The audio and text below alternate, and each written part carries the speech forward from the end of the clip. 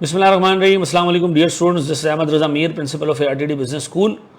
Sir अभी थोड़ी देर पहले आईकैप का एक नोटिफिकेशन रिलीज हुआ है रिगार्डिंग प्रोग्रेशन रूल्स।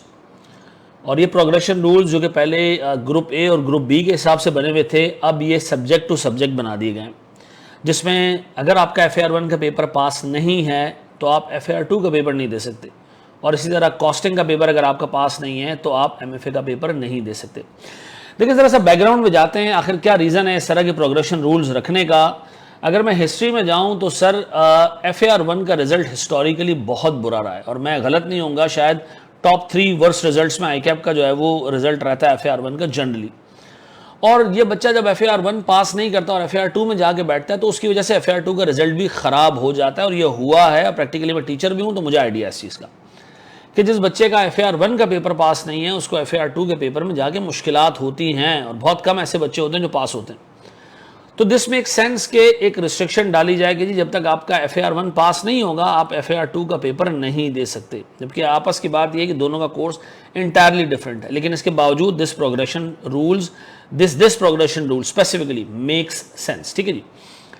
लेकिन सर जहां तक दूसरा प्रोग्रेशन रूल है कॉस्टिंग और MFA का, सर चूंकि मैं कॉस्टिंग भी पढ़ाता हूँ, मैं MFA भी पढ़ाता हूँ, तो इस पे मैं मतलब अगर चीज़ें देखूँ तो शायद ये ऐसा डिसीजन है जिस पे नज़रसानी करनी चाहिए, जिस पे सेकंड थॉट देनी चाहिए।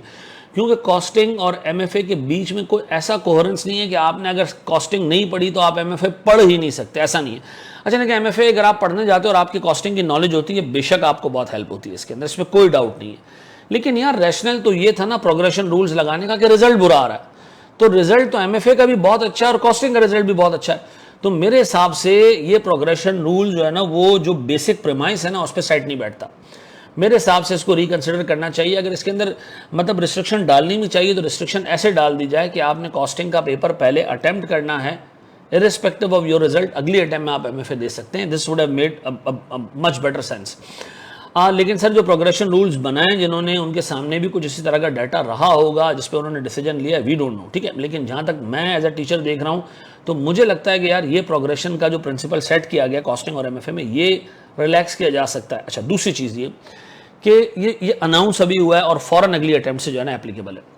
अब बहुत सारे लोग पहले से प्लान करके बैठे थे कि वो अगली अटैम्प्ट में कॉस्टिंग और MFA देंगे, साथ देंगे।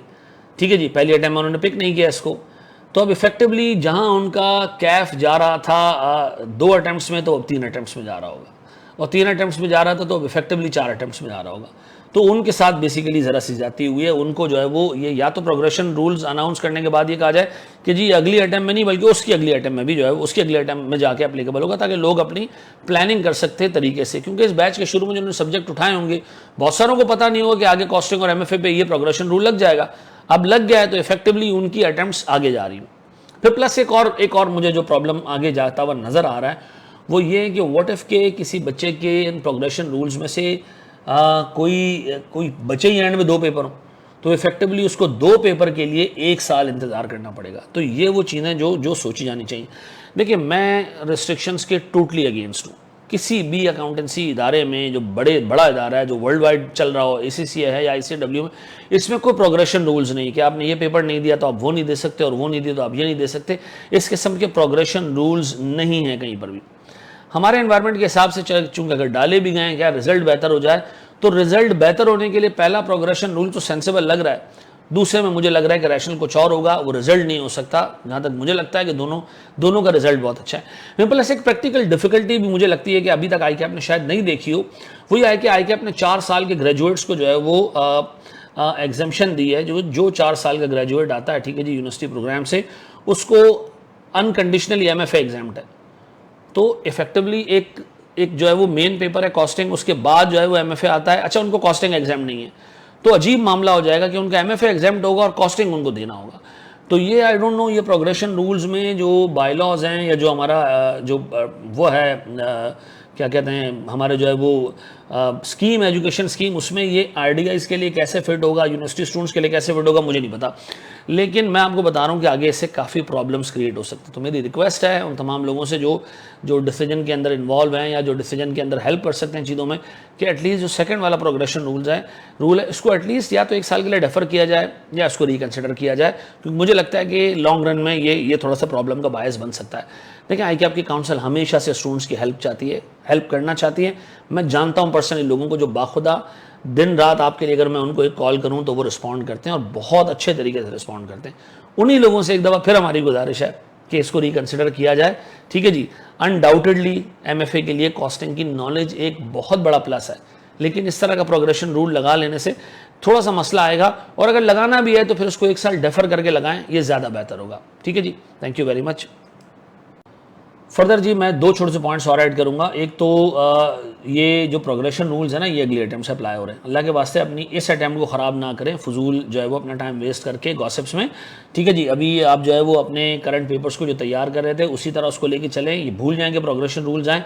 और दूसरा, जो बंदा कॉस्टिंग का पेपर 19-20 था कि यार मैं दूँ ना दूँ, ऐसे ही ले लेता हूँ जाके, अल्लाह के वास्ते अभी भी टाइम है, तकरीबन 35-30 के करीब दिन बाकी है, 35-36 दिन बाकी है पेपर के अंदर। कस्टमाइज बैच ARDD ने लॉन्च किया है, उठाओ यार, उसके अंदर टोटल 40-45 घंटे के लेक्चर से आराम से पास हो जाएगा कॉस्टिंग। मैं आपको ऑनेस्टली एक ऑनेस्ट व्यू दे रहा हूँ कि वो आप उठाओ और उसमें से सवालात करो, यकीन करो बड़े आराम से पेपर निकाल लोगे और ये प्रोग्रेशन रूल आप पे असरअंदाज भी नहीं होगा। ठीक है जी, ये एक छोटा सा तोहफा है आपके लिए। अल्लाह ताला आपका हामी और नासिर हो। जज़ाकल्लाह, थैंक यू वेरी मच।